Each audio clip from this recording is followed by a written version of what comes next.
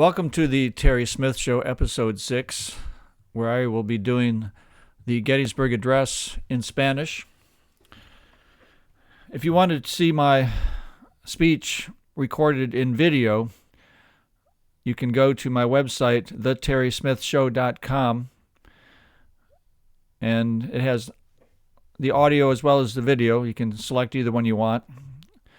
And if you're listening to this on Spotify and Apple Podcasts, it's only the audio portion, so you can go to that website and see the audio portion where I do these speeches from memory, by heart, and I'm going to speak in Spanish now for our Spanish. Well, before I do that, I wanted to say if you wanted to support the show, you can do so by Venmoing me at Terrence Smith 17 at the Venmo. It's Terrence is 3 E's, TERRENCE, Smith, SMITH, and 17. So it's Smith, Terrence-Smith-17. That's the Venmo address. And I could use the support because it does take some money to run this podcast. Not so much for the Spotify and Apple podcasts, but for the virtual private server that I have to pay for through my service account and just the domain, maintain it, etc., etc. So that would be appreciated. If you think these are of value, then whatever you'd like to contribute towards that value in response to the value you might be receiving for this, or your students, your children, or for whatever reason, I would appreciate it, and so I can keep it going. And so to do it in Spanish now, I'll switch over, and I would like to welcome those of the Spanish speaking, and I will have a few comments after I do the speech, and then I'll go and I'll do the speech again in the Spanish language. So, bienvenido al episodio 6 del programa de Terry Smith. Aquí es the addressio de Gettysburg. 87 años ha, nuestros padres crearon en este continente una nueva nación, concebida bajo el signo de la libertad y consagrada al principio de que todos los hombres nacen iguales. Estamos ahora envueltos en una vasta guerra civil que pone a prueba la idea de que esa nación, o cualquier otra así concebida y consagrada, puede por largo tiempo subsistir. Nos hemos reunido en la escena de una de las grandes batallas de esa guerra. Hemos acudido para dedicar parte del campo de batalla a que sirva de última morada de quienes dieron sus vidas para que la nación viviese. Es enteramente justo y propio que obremos de este modo. Con todo, a decir verdad, no podremos dedicar, ni consagrar, ni glorificar este campo. Los valientes, vivos aún o muertos ya, que aquí combatieron, lo han consagrado muy por encima de nuestros escasos poderes. El mundo apenas si advertirá o recordará lo que aquí se diga, mas no podrá olvidar jamás lo que aquí hicieron aquellos. A los vivos nos corresponde ante todo dedicarnos a completar la obra que tan noblemente alentaron los que aquí combatieron. Más bien, nos corresponde a nosotros dedicamos a la ingente tarea que nos aguarda, que esos muertos venerados inspiren en nosotros una mayor devoción a la cosa per la cual dieron ellos la postrera suma de su fe, que aquel solemnemente proclamemos que estos muertos no han muerto en vano, que esta nación bajo la guía de Dios va a renacer la libertad y que el gobierno del pueblo, por el pueblo y para el pueblo no desaparece de la faz de la tierra. That is the address, the Gettysburg Address in Spanish. And we'll go now to some comments.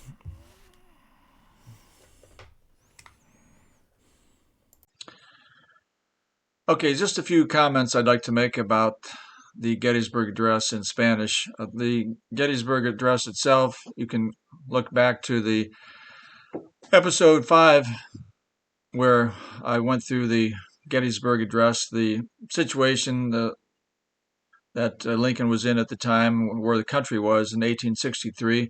So there's a number of details there. But as far as why do this in Spanish, it just kind of occurred to me to I've always liked Spanish ever since high school and college. So I thought, well, why don't I do one of my speeches and translate it to Spanish and learn the Spanish? Thought, well, it'll help me keep up with my Spanish and learn some more things for whatever reason, just to be learning. As Bertrand Russell tells us, knowledge is just satisfying and pleasurable in itself. So it's kind of along those lines, but it does have some practical benefits if you run into people that speak Spanish, and it gives you an appreciation of your own language. I guess going back to high school, why do they even support, advocate that the students take foreign languages? I'm sure there's whole books written on that, but for me, it was just, it was something we were supposed to pick one, so I picked Spanish at the time. I thought it would be a language that would be more useful for us. There's more Spanish speaking people even 20, 40 years ago than there were other people, other languages. So I thought I'd be able to use it at some point. And so it was fun. I guess it's also what, doing some acting. You're taking other people's words and speaking them, and you're learning something from the play that you might be studying and performing. Similarly, with another language, you take another language and you start studying it, and you speaking it. It makes you feel like another person and gives you another perspective. Also good for some stories. One Spanish story that comes to mind: when I was in ninth grade, my partner Dave, his last name to be hidden from view. No, but we're still friends, and we were friends back then, and we were partners in Spanish class, and we had to put together a dialogue. And so, it's like, what time is it, and what's your name, and so forth. The basic dialogue that we put into Spanish. And at one point, he took one of the words literally. In Spanish, like when you say what, it's QUE is the spelling for what, but you don't say the UE like you do in English. It's K, like K hora S. It's what hour is it? What time is it? K hora S.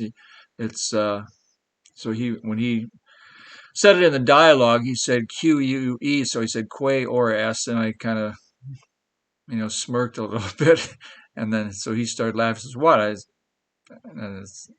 I don't know if I corrected him then, but because I kind of smirked, he laughed. So what are you laughing at? And we get in one of those laughing binges. You can't stop laughing. And then so we went back to our seats, and the teacher in the back room said, "Are you guys going to finish this dialogue?" And he turned around and said, "No, we'll take an F." I said, "Oh, thanks, Dave, for being my representative."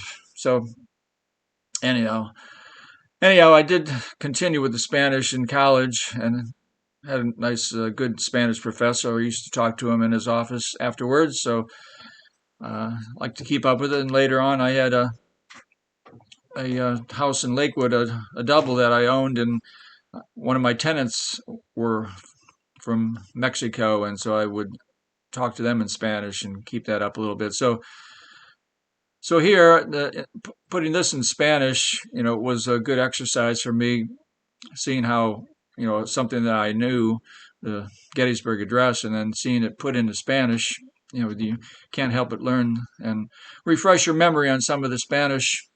And also I thought, well, for the number of immigrants that are coming over, whether they're legal or illegal, I think it might be helpful for them to